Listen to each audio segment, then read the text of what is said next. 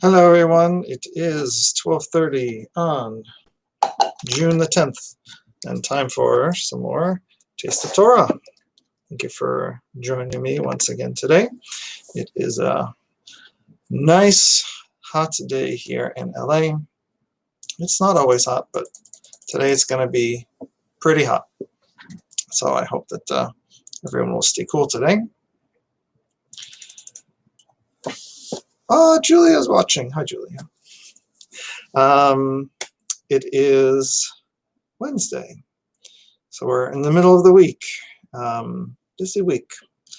Usually the summer is downtime, time to kind of review the previous year, make some plans for the coming year. I feel like this year is not going to be really so much of a downtime this summer because we have to make so many plans. We are now working on the reopening plan. We're working on the high holiday plan, which is going to make high holidays very different than what we're used to in certain ways. Everything seems to be different and require a lot of planning nowadays. So, and then there's everything going on in the world. There's still the pandemic. There's the movement right now for racial justice. Hi, Nicole. There's a lot going on. It's not just chill summer, and we're all pretty much going to be in our homes.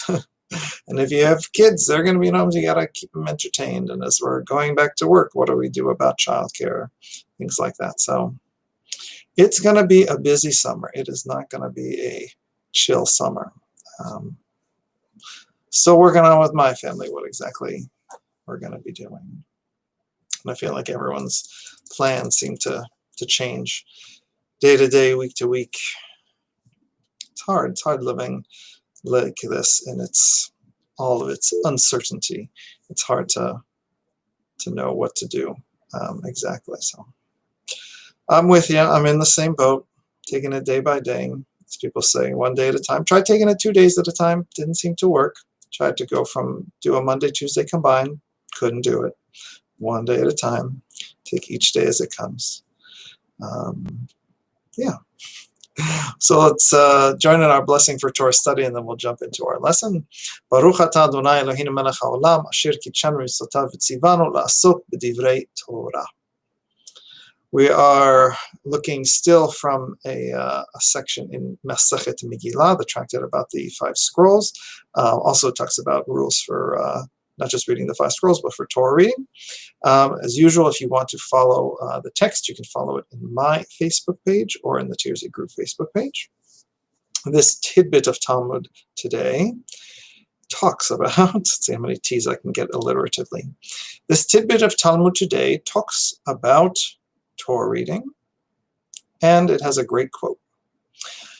כל מקום שאתה מוצא גבורתו של הקדוש ברוך הוא, אתה מוצא anvetanuto. It's a little bit of a tongue twister in Hebrew. Anvetanuto. Anvetanuto means his humility. Wherever you find the strength of the Holy One, blessed be He, praised be He, you find His humility. Okay, so when he talks about strength, humility at the same time, where does that come from? Let's have a look. The quote says, on Yom Kippur, we read, after the death, from Leviticus 16, and we conclude with, for thus said he who high aloft forever dwells, from Isaiah 15. So it's quoting here, what is the Torah and Haftorah portion for Yom Kippur? So the Torah portion comes from the parsha called Acharei Mot, after the death. It's kind of giving a summary, saying this is after the death of Nadav and Avihu. Those are 2 of Aaron's sons who had died during the consecration of the temple. And it goes on in Leviticus 16 to outline how Yom Kippur is celebrated in the temple. And then that makes perfect sense why we would read that Torah portion on Yom Kippur today. And the quote from Isaiah is indeed the quote from the Haftarah that we still do today. So going back, 1,800 years, we've been doing the same Torah reading and the same Haftarah reading. If you've ever paid attention to the Haftarah for Yom Kippur, it's very interesting because as many of the prophets talk about, they talk about justice and righteousness. And in particular, it says, what kind of fast does God desire? Not a fast of eating, but a fast of upholding the cause of justice and righteousness. So interesting here, the prophet is arguing against ritual and in favor of kind of social justice. You might say, a Reform rabbi picked that Haftarah, but no, this Haftarah we've been doing for 1800 years. So the prophets, which is why so much of the Reform movement is into the prophetic movement, talks about justice and righteousness above ritual practice. The text goes on. And Mincha, we read about forbidden relations. That's Leviticus 18, and we conclude with Jonah, and indeed that's still true today. The portion that we read during Yom Kippur, Mincha, includes all these kind of forbidden sexual relationships, and yes, we do read the book of Jonah, which is, of course, a story, a prophetic story about redemption and tshuva, repentance. What's interesting, if you notice, on Yom Kippur morning, we read Leviticus 16. On Yom Kippur afternoon, we read Leviticus 18. Maybe is there a connection there? Possibly. One of my teachers in rabbinical school said, maybe it's just because it's the next thing. Well, the next thing actually would be Leviticus 17. Leviticus 17 is rules of kashrut, all the kinds of things you can and cannot eat.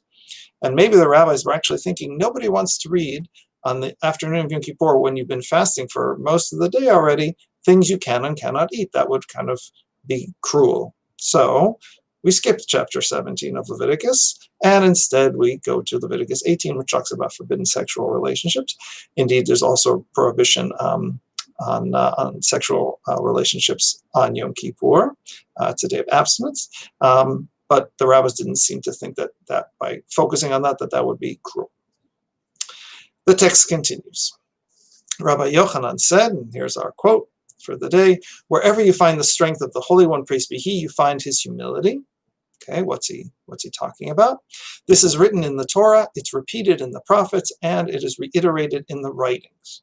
What they're doing it right now is, or what he's citing there, is that there's 3 sections to the Jewish Bible: the Torah, the prophets, or Nevi'im in Hebrew, and Ketuvim, or writings in Hebrew.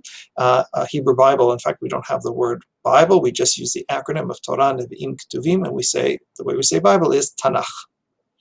So he's quoting by saying that we read about it in the Torah, we read this idea, and it's emphasized again in the prophets, and then repeated even a 3rd time in the writings. Now they got to prove it with quotes, because that's what the rabbis always want to do, is prove with quotes. Hello, Gideon. Every time somebody pops up on the Facebook feed and it says hi, I like to say hi back, if I notice fast enough. All right, so here's the proof through quotes. It is written in the Torah, for the Lord your God is God supreme and Lord supreme, Deuteronomy 17. So nice quote about saying God, super, the best, awesome. And right after it says, but upholds the cause of the fatherless and the widow.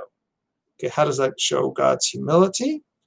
It shows it by contrasting kind of God's loftiness, and the fatherless and the widow were kind of considered the lowest rung in society. So to kind of understand what they're talking about there, hi Susan, hi Bobby. It says, you have to imagine thinking about a time where there was a really big difference between the king, the royalty, aristocracy, and everybody else. Not a time of a middle class, and certainly not a time of, everybody's the same, everybody's a value. There was clearly a social hierarchy.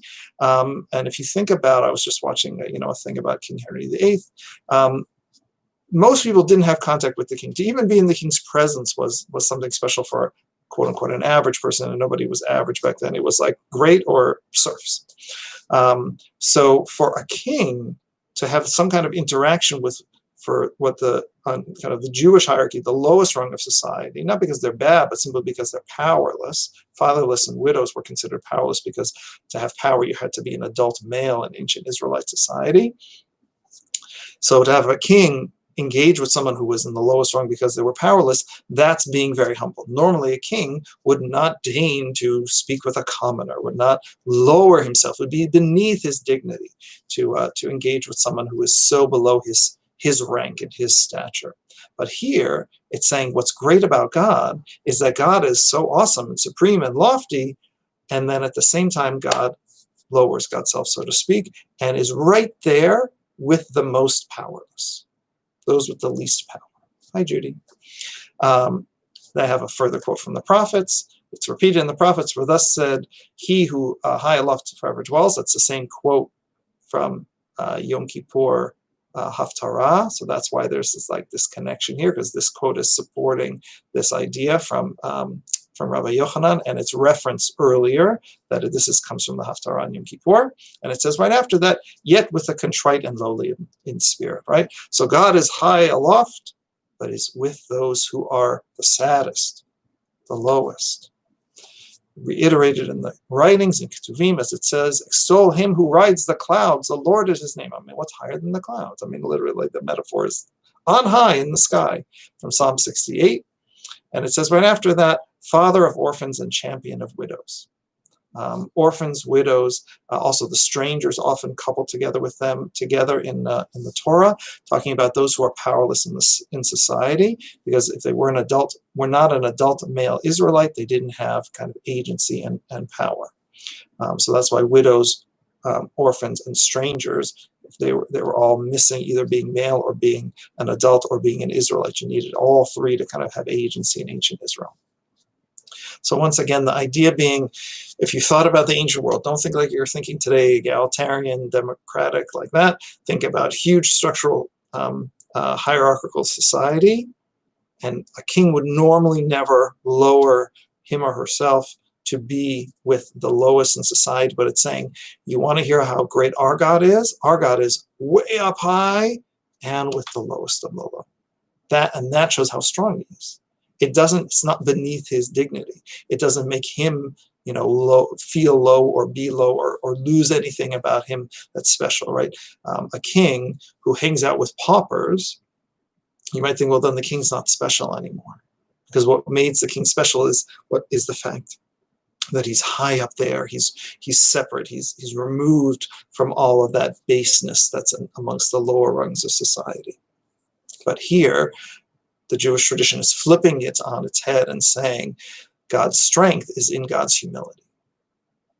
So now, of course, we have to take it for ourselves and say, okay, if we're supposed to be like God, and there's a commandment, right? We're supposed to walk in God's ways, so that we're supposed to be in the Latin imitatio Dei, we're supposed to imitate God, then we have to show our strength in our humility.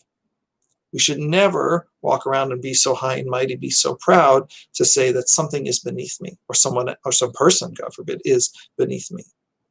That I'll work with anyone, that I will do any job, right? Sweep a floor, whatever it is you might consider kind of a low-class job or a thing that's beneath you, scrubbing toilets. If God, who is supreme, high, mighty, lofty king, is right there with those who are low in society, low in spirit, then how could we not do that too? If we're supposed to act as God's representatives on earth and then supposed to imitate God in God's ways. So sometimes we think about strength and power in terms of how that makes someone removed from other people. Their glory is in how different they are and how separate they are, right? Used to lots of pomp and circumstance, oohing and eyeing. And instead, here it's flipping it on its head and saying, you want to see strength?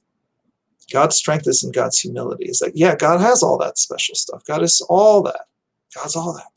Powerful, glorious, amazing, so different, and right there with people who are in most need of God, who are powerless, don't have agency, are low in spirit, depressed. That's where God's strength is, because it's not beneath God's dignity. In fact, it shows God's strength. So we should think about it the same. We want to, JP's writing, the Pope occasionally washes the feet of the downtrodden, right? Again, to show that, because the Pope is usually way up high, removed, but to show, no, he's humble and he's willing to do something that we might consider, low-class work, to wash somebody's feet. And it's probably washing someone's feet who is not a special person, not a high, lofty person, shows that his power is actually in his humility. So the Pope, yes, when the Pope does that, it's clear he's trying to embody this teaching. Not that he would quote the Talmud, but he's embodying this idea. So we should have the same idea on our mind and not be so proud, so high and mighty that we think that anyone or anything is beneath us. Thank you for joining me today.